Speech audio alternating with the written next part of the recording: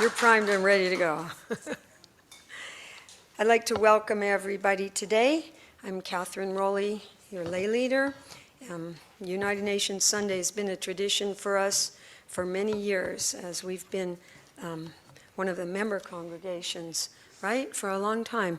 I'm not sure if we are right now, but I hope we are. So we have a few announcements. I'm just going to have a few. We have coming up the Spooky Coffee Hour next week, and it's going to be on the patio after service.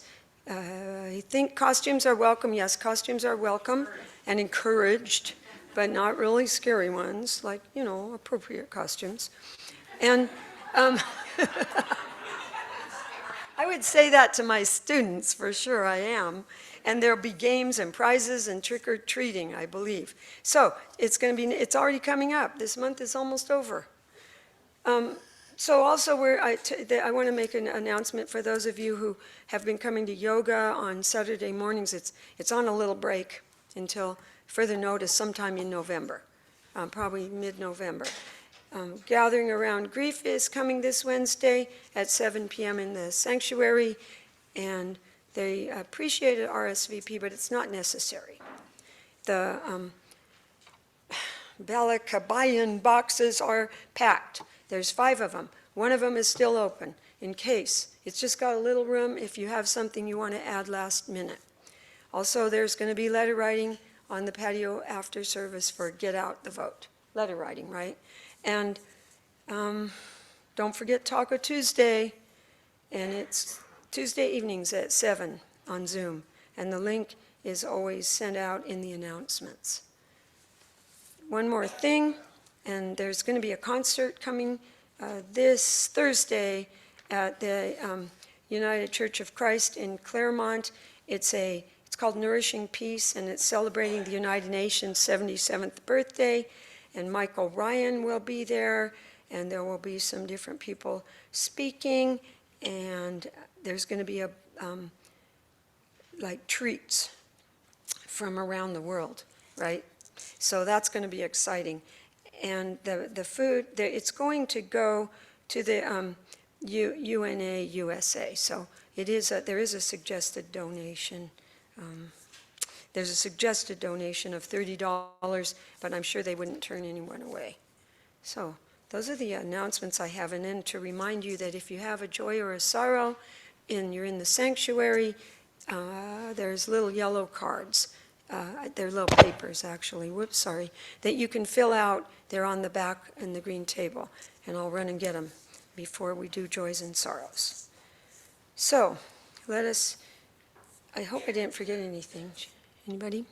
Okay, so let us enter into our time of worship with the sounding of our bowl. We sound the bowl 3 times. We sound it once for those who came before, the Tongva people and the other native peoples who were the original stewards of this land and who called it their home long ago.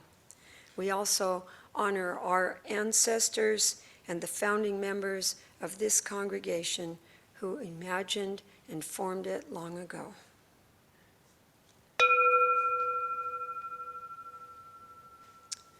We ring it once for those of us here and now, for our members, our friends, our visitors, our staff, and our extended UU family who hold and care and grow this beloved community.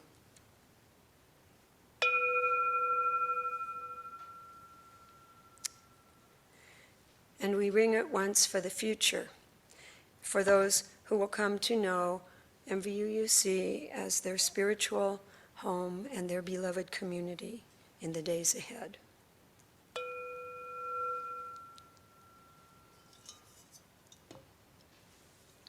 This over.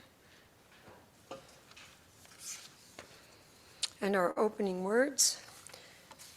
All of the words we're using today almost have been suggested by the UUA at the UN. So they're all geared towards thinking about the work of the United Nations and our place in the world. The words are called Praise the World in All Its Pain and Blessing. We are called today from the midst of pain and challenge. We are called to praise the world. From a world that appears broken, we are called to praise life's moments of joy and peace. From time that seems to freeze in ongoing exchanges of platitudes and blame, we are called to reach out to those around us, to connect with those we care about, to try to make amends with those from whom we are estranged. The world is too fragile. There is too much pain. Let us bring our hearts together on this day. Let us praise the mutilated world in all its blessings and its pain. So please sing with me our opening song. Come sing a song with me. And if you're in the sanctuary, please feel free to raise your bodies up.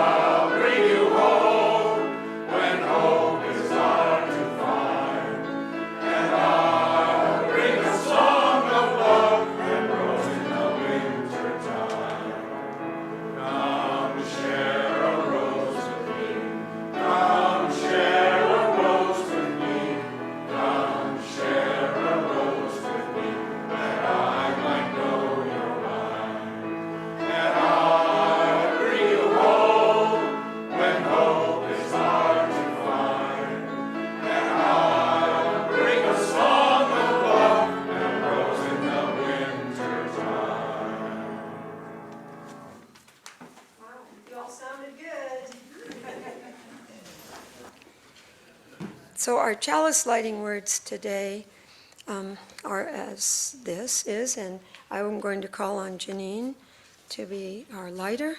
She's also our speaker. Okay. The flaming chalice was first used by the Unitarian Service Committee as a symbol of the life-saving refuge for people fleeing persecution in Europe. As we light this chalice, we invoke the love that called people to put their lives at risk to save others. May we be vessels of life-saving welcome. And let us speak our covenant together, and then we will sing Spirit of Life, first in English and then in Spanish. Yeah, this is so different. Pretty good, huh? Okay. Love is the doctrine of this congregation. Whoops. The quest of truth is its sacrament, and service is its prayer. To dwell together in peace, to seek knowledge and freedom, to serve the world in fellowship, to the end that all souls shall grow in harmony with the divine. Thus do we covenant with each other.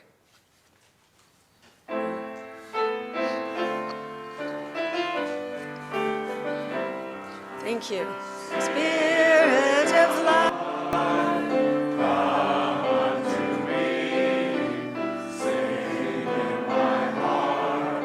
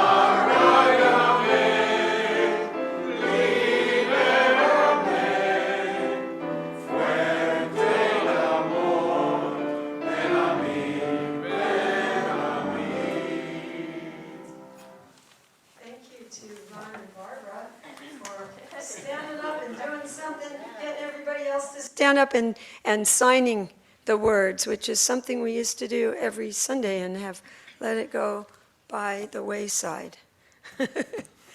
And for those of you who don't know Ron and Barbara, they're still members, even though they moved a long ago and come to visit us quite well when they do. So, are you good, Robert? I am sort of, we have a slight little glitch, but I think it's going to be okay. Our director of Lifespan Religious Education has a time for all ages. Unfortunately, I missed the words in the email that said to print it for him, so he's going to read it from his phone. But he's good, so thank you. And then we'll sing our children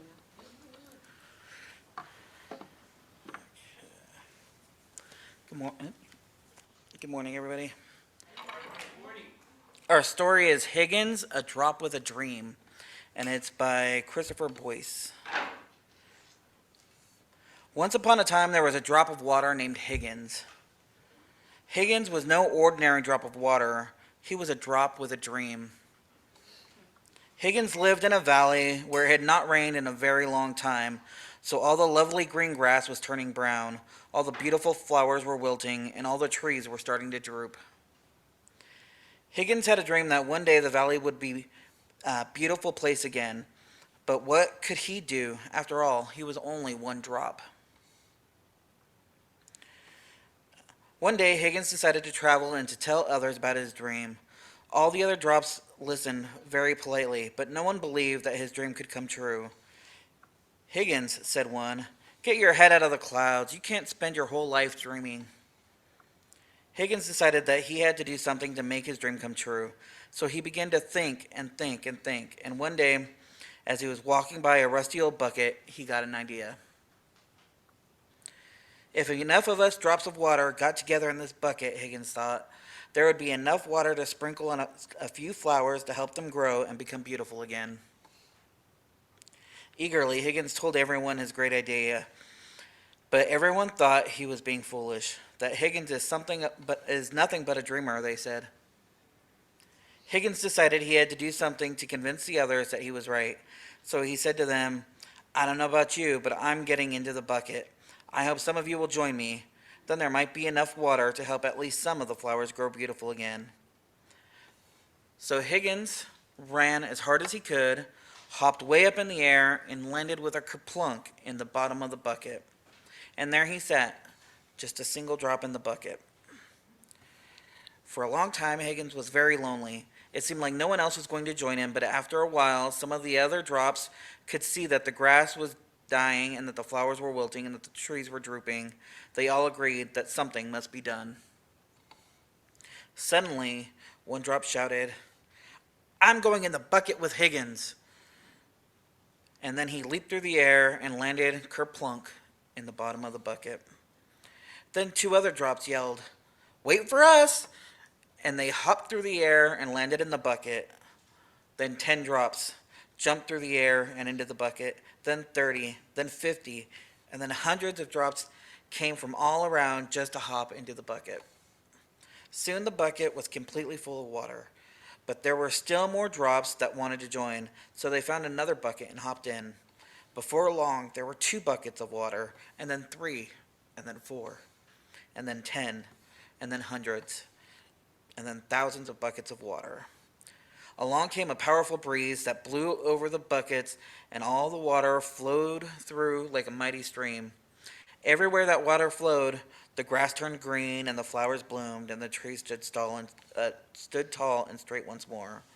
All this happened because Higgins had a dream, and his dream came true, because he knew that although he was just a drop in the bucket, enough drops in the bucket make a bucket full, and when there are enough buckets in the wind behind them, the justice will roll down like waters and righteousness like a mighty stream. Thank you. And now, if the children that are present can come and get the chalice, and Jarius can put the song on the screen, and you can sing us out.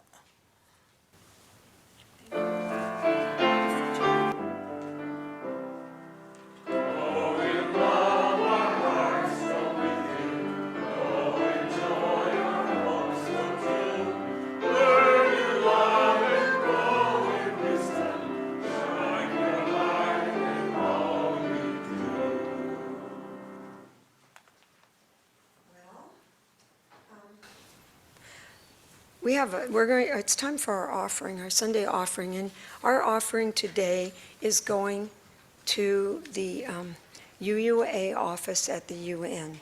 Sort of a name change. It's our annual tradition to take this offering, and we have at different times done different things. Jeanine's going to help us, those of us who are not aware of what UUA does at the UN. We've been a presence since the forming of the UN, a strong presence. So all of the money that we raise will go to maintaining that strong presence there. They need us badly, and we're important to them. So we have always a little video that is given by one of their members, and this year it's actually being delivered by Bruce Knotts, who was the director of all the programs there for years and has since retired, but I think it's nice to see him there. And they're a little bit in flux as to what to do. They're regathering after his strong leadership. So we would like to make a congregation donation, as a whole congregation.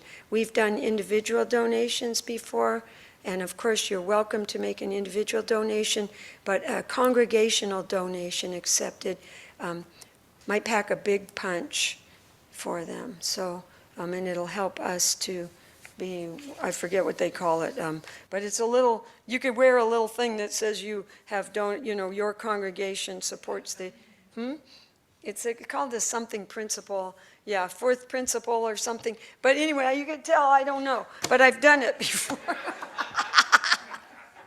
I've only done this service for a lot of years too, I'm sorry. But if we do it as a congregation, so if you would like to donate and you're on Zoom, you can make the donation to the church and let us know. And if you're in the sanctuary, pretty much, unless you would note that it's for something else, it will go to the UUA at the UN. So our video will come up, and then we'll have our offertory. It's short.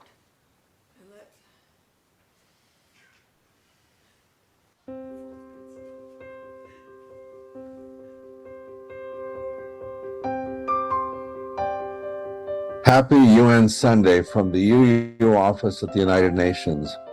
This year we are celebrating the 60th anniversary of our office advocating for UU values on the global stage since 1962. By engaging every day with member states and civil society and speaking out in defense of human rights and in protection of our planet, our UU office has become a force to be reckoned with at the UN. We're working with the UN community to address the global prevalence of violent repression of political opponents, minority groups, and others by increasingly militarized police forces. We know that only through collaboration and mutual support can our world address the most pressing issues of our time. The international community must come together to solve global problems like climate change.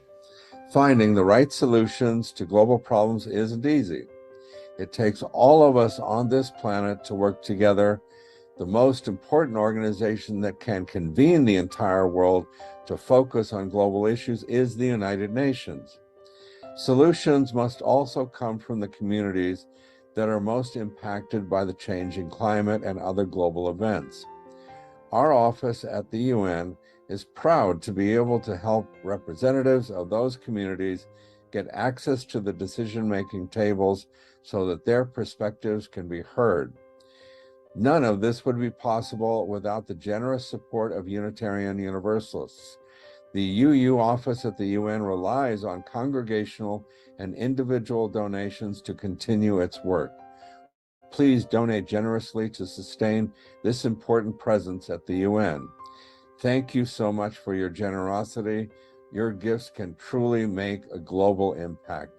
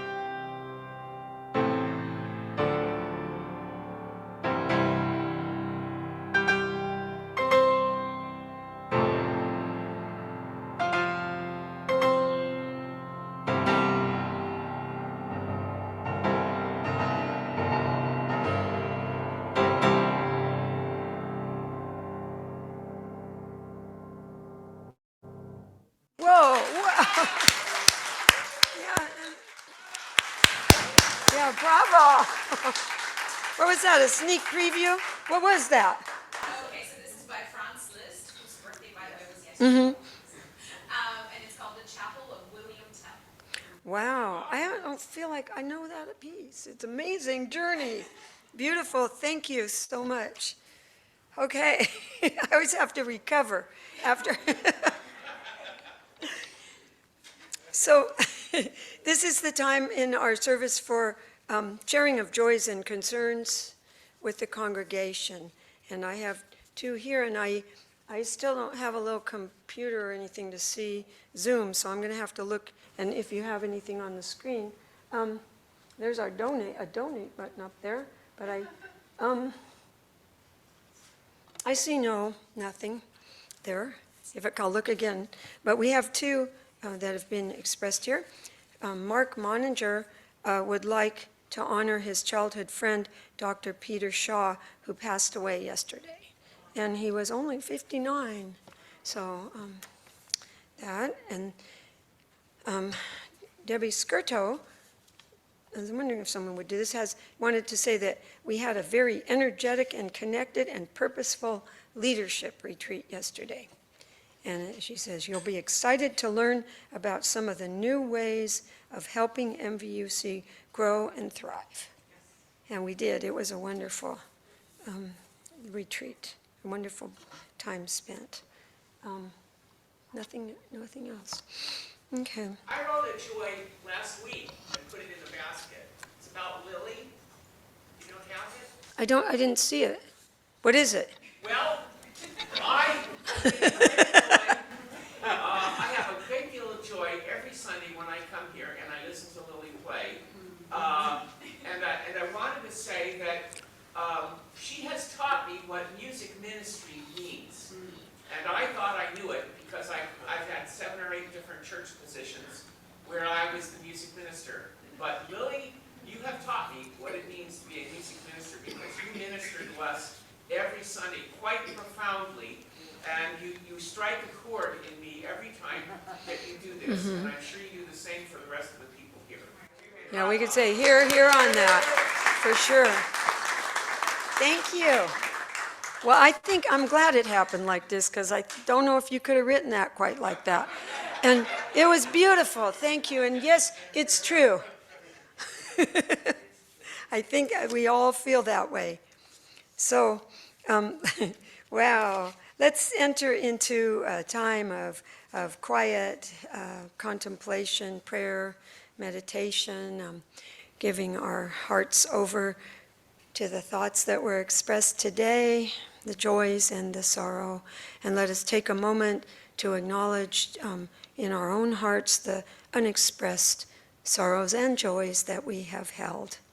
And let us take our compassion out to the suffering world, to all we know who are hurting today, and even the ones that it's hard for us to hold in our hearts. Let's make a big space and take a few minutes just to sit together in silence, and then I have a prayer for UN Sunday. So, sending out compassion and love to the world, to all whom we love, and sending it inward to ourselves.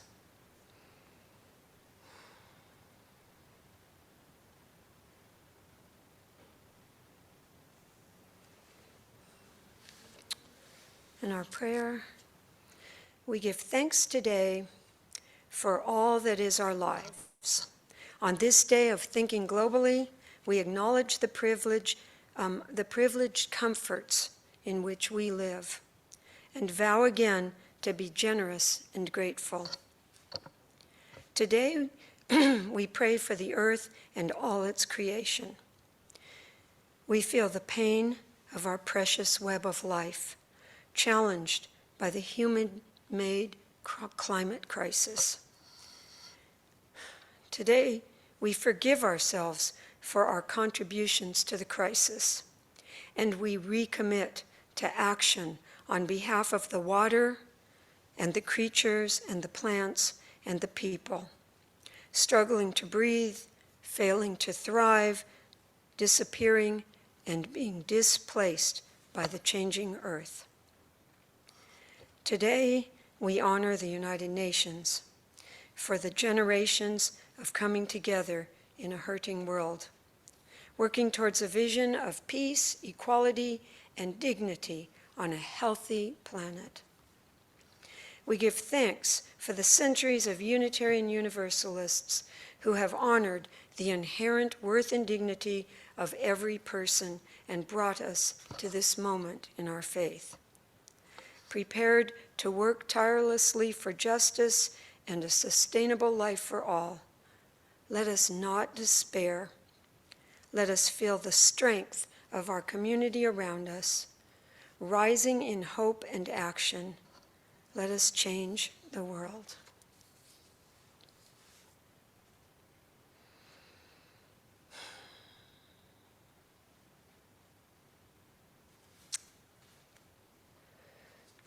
And I have a reading today, too. It's by Reverend William F. Schultz, who was one time the UUA president.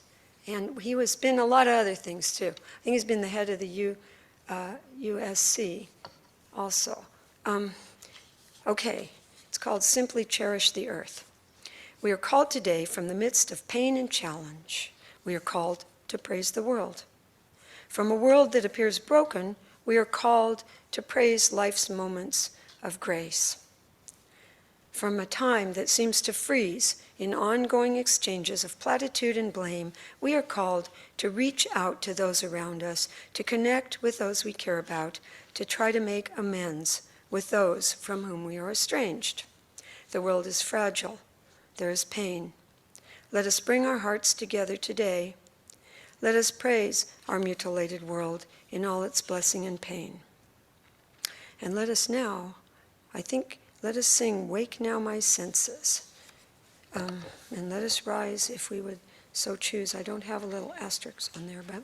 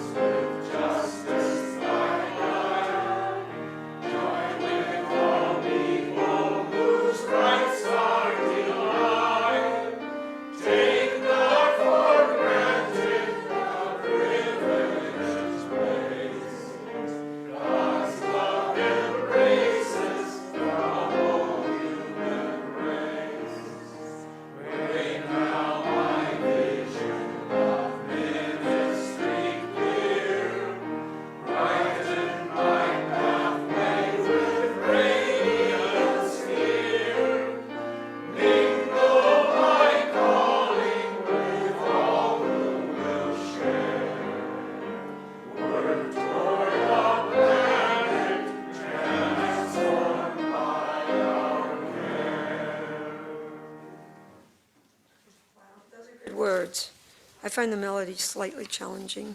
But I love the words. And all of you use, you know what God means. It means whatever you want it to mean, or whatever you choose to substitute there, but or it means God. And I'm not going there. Okay. I almost did. So with pleasure now, I would like to invite our speaker, Jeanine Little, up to the pulpit.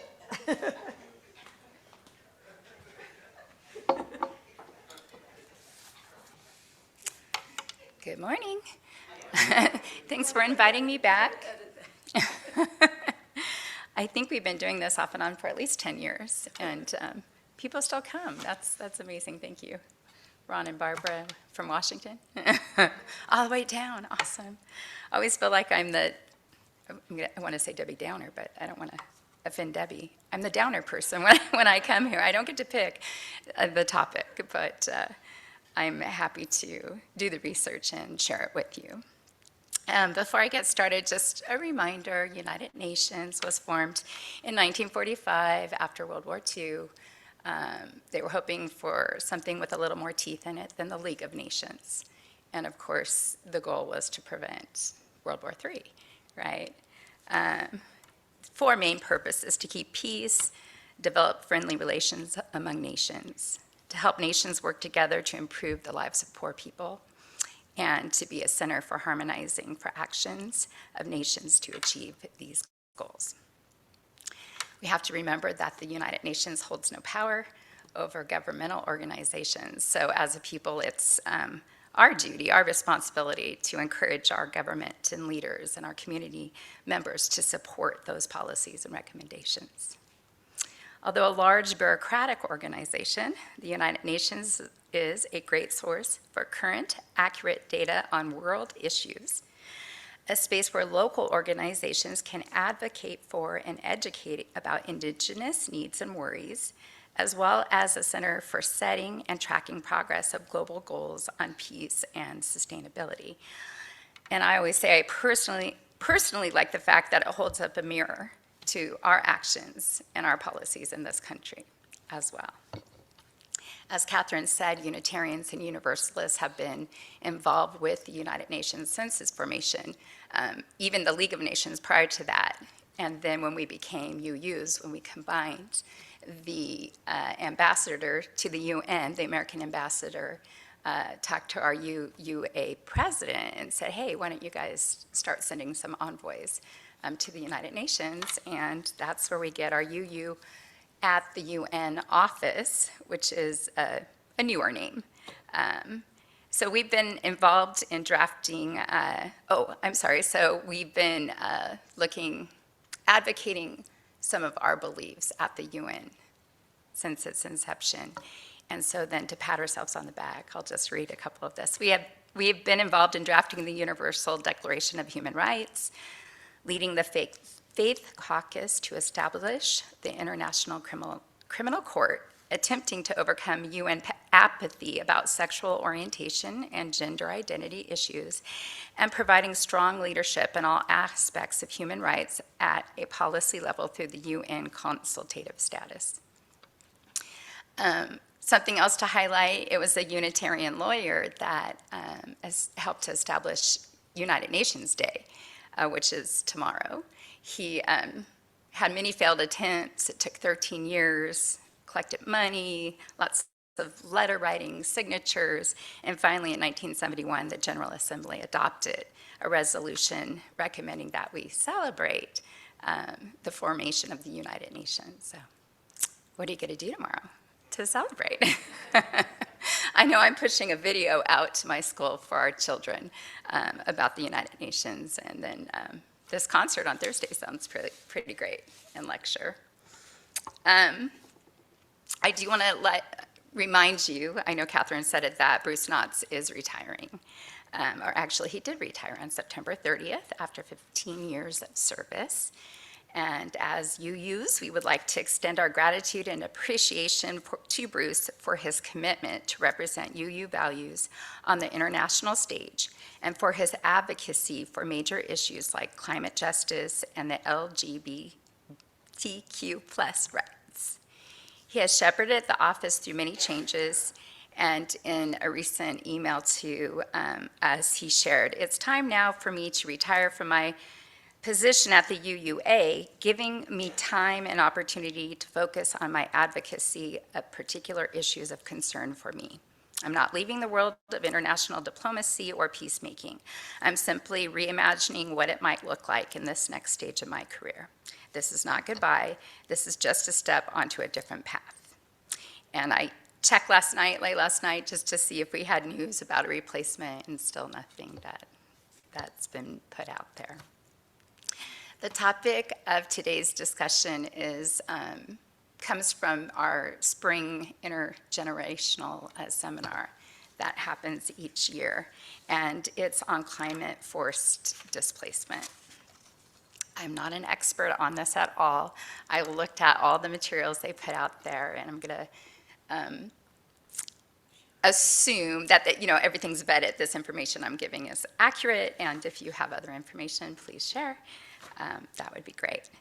I'm going to start with some facts from the climategov.site, which I know I don't have to explain global warming to you, but let's just kind of journey into it.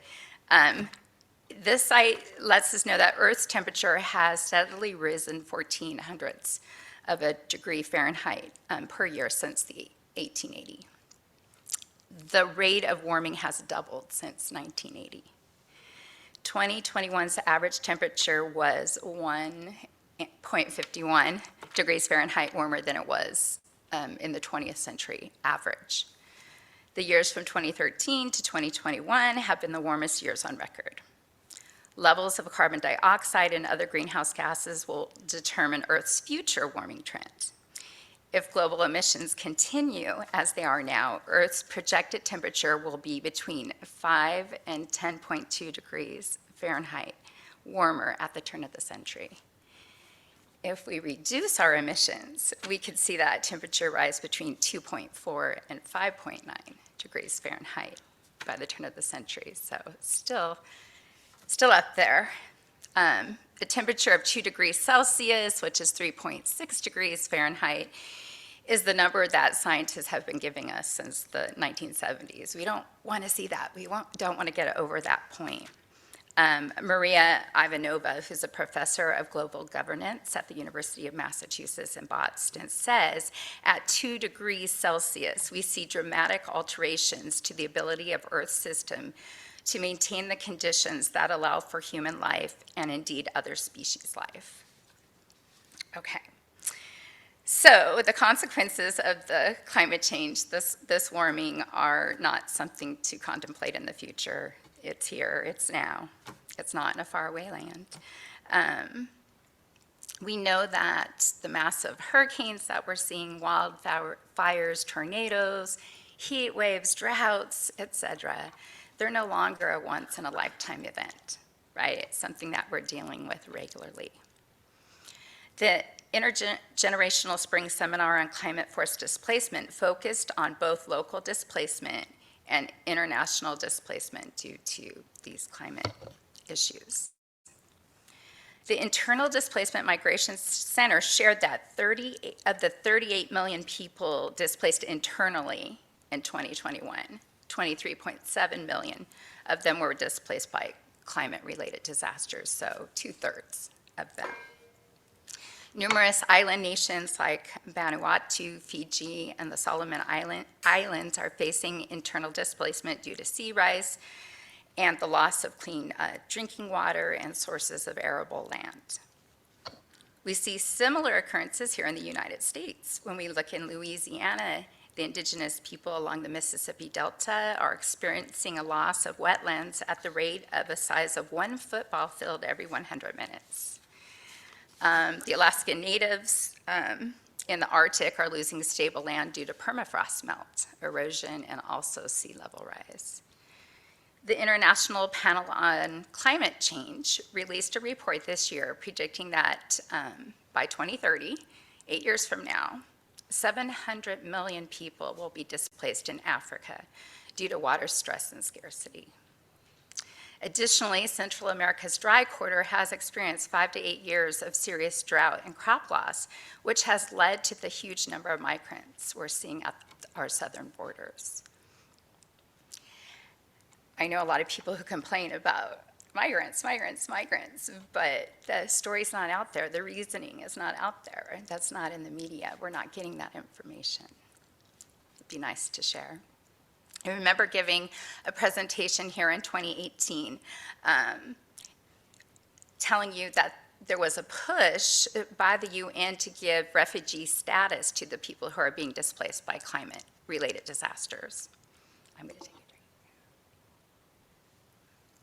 drink. The term refugee would give them access to assistance from states and the United Nations Refugee Agency and other organizations. But as of today, they're still not considered refugees. They're considered migrants. That term has no internationally accepted definition. Annalie Tower, who works for the UN High Commission for Refugees, calls the need to humanize migrants. And so some type of definition that would help them would be, part of that. There was an old agreement from 1951, the Refugee Convention, and it pertained to migration after World War II, and it pertained mostly to Europeans. It was supposed to be temporary, but it's still in existence because nothing else took its place. But it really doesn't apply to the migrant refugees that we're seeing today. Finally, in 2015, a global compact for migration was signed by most of the states that belong to the United Nations. But since its signature, there's been a lot of pushback as asylum seekers are, knocking at the door. There's a lack of funding for the program. It's supposed to provide robust support for migrants. Right now, with the lack of money, the lack of funding, the United Nations High Commission for Refugees is grossly underfunded. So food rations in some places are being cut in order to feed newly displaced people. Many northern and western nations who historically and currently contribute the most to greenhouse gas emissions spend twice as much money shoring up our borders against migrants entering than helping those countries who are facing extreme climate disaster. Currently, most of the displacement is being handled internally and regionally. So citizens of one country are moving within that country when disaster hits. When we look at countries like Vanuatu in the Pacific, a Pacific island, one of the most culturally diverse countries in the world, we can see that even internal displacement is providing culture shock to them. They have like 84 main islands, and each island is very culturally different. So when people are forced to move to another island, it's like going to another country. Some countries have internal displacement policies or laws, but only a third of those include language about natural disasters. The US has some of these policies, but it's been 6 years. I remember once again talking about the Shishmaref of Alaska who are losing their land to that permafrost melt and erosion, and it's 6 years later and they're still waiting for relocation in our country. Most external migration is regional. We see countries like Colombia opening up their doors to their neighbors, Venezuelans. And in Africa, migrants are allowed to go to any country on the continent, and they're going to receive wider protection, dignity, and welcome with their policies. So just a note, the majority of climate-based migration, 86%, is from southern countries to southern countries. So we're not really seeing it here, even though we feel like it's a lot. So countries with the least amount of carbon emissions are the ones hosting the most refugees displaced by climate change. Well, a great amount of victim blaming happens when refugees do make it to the northwestern nations. Some are placed in displacement camps and maybe only allowed out with special passes on special days. I heard one place, I can't remember where, they don't let them out on Sunday at all because they feel the citizens need a break on Sunday. Some are they're blocked from becoming full participants in society or from becoming citizens in these new countries. Look at the Palestinians. We could look at the Turks in Germany. That's been a long issue there. These people have lost their land and livelihood through no fault of their own, only to move to a place that offers them nothing to replace it. They've become citizens of nowhere. And I remember hearing the United Nations trying to figure that out. How do we represent these people? How do we make sure their voices are heard when they're not considered citizens of anywhere? After reviewing the facts and participating in discussions, the participants of the International Spring Seminar constructed a UU statement of commitment in response to climate forced displacement. And I forgot to check my time. I wanted to read it to you. Okay. And by the way, I feel guilty about this. It's been online the last couple of years, so if you want to participate, I'll try to remember to remind us when it's coming up. It says, even as we acknowledge that climate displacement is a present reality and not a hypothetical risk, we also reject the fatalism and defeatism that would deny the possibility of further collective action to forestall or address it. To this end, we shall share the power of our voices and influence with those who have less recourse to engage decision makers, be they elected, appointed, or corporate actors. We pledge to coordinate our advocacy in order to persuade the international and domestic community to, and I'll shorten this, prevent further climate displacement by mitigating the effects of climate change, ensure in the event of displacement that cannot be forestalled that communities are able to relocate safely and with dignity and self-determination, provide communities with the resources they need to adapt in place to the effects of climate change, and redress past failures and address root harms and causes as part of our accountable behavior to those suffering harm.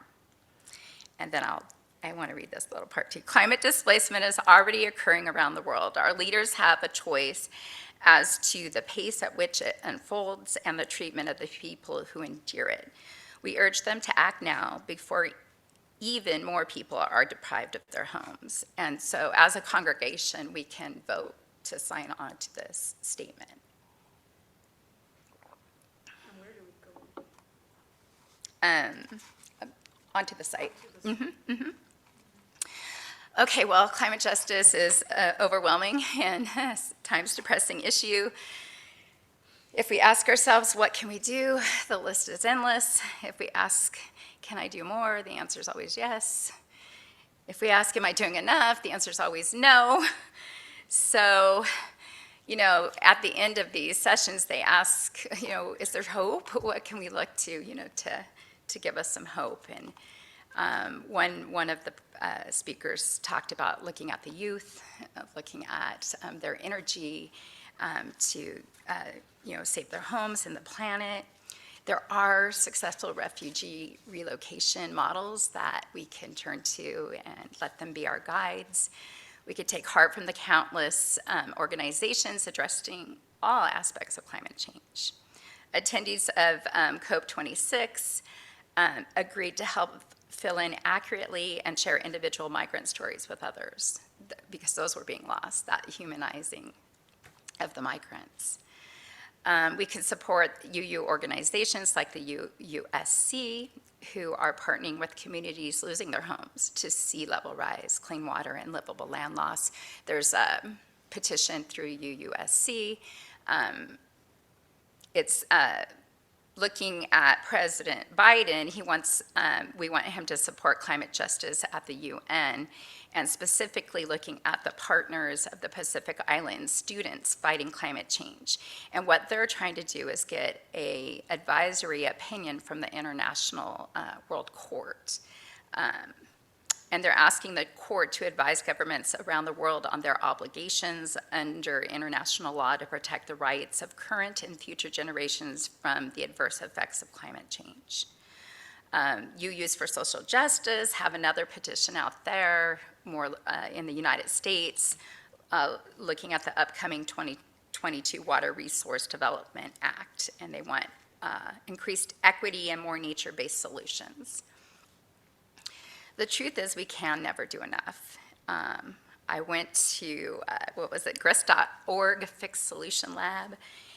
They say to help keep guilt at bay, we can focus on actions that you can do and that bring you joy. And you have to give yourself permission to let the rest go, let other people take it. To find joyfulness within the climate crisis, focus on climate challenges and opportunities within your own life and how to succeed at those. I have tons of ideas.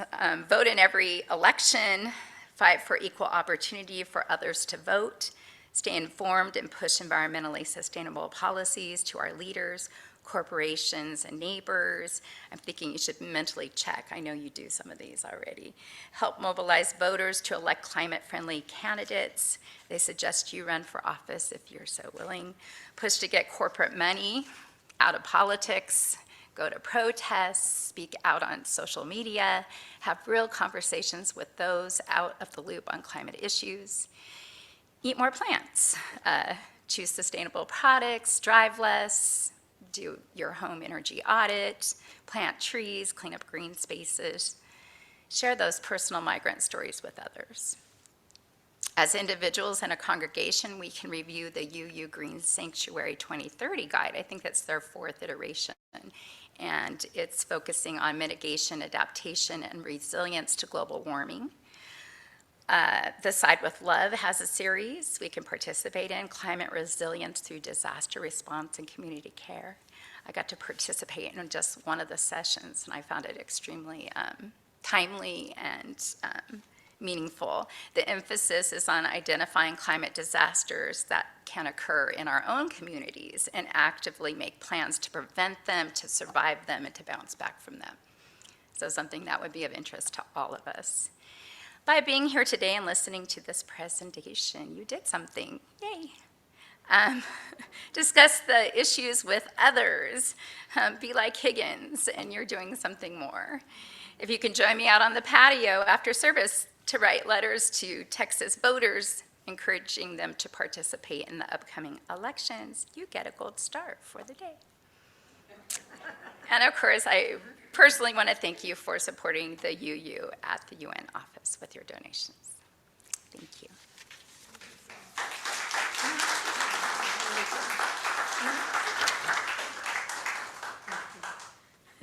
That was beautiful.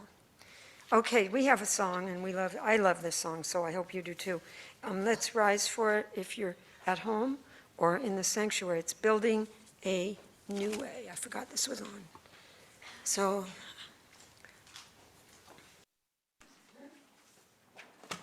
we extinguish our chalice. Dun, dun, dun, dun. We extinguish the flame, but not the light of truth, the warmth of community, or the fire of commitment. These we carry in our hearts until we are together again. And with these words by James Baldwin, I send us off into our week. For nothing is fixed. Forever and forever and forever, it is not fixed. The earth is always shifting. The light is always changing. The sea does not cease to grind down rock. Generations do not cease to be born, and we are responsible to them because we are the only witnesses they have. The sea rises, the light fails, lovers cling to each other, and children cling to us. The moment we cease to hold each other, the moment we break faith with one another, the sea engulfs us and the lights go out. Go in peace, be makers of peace. Blessed be.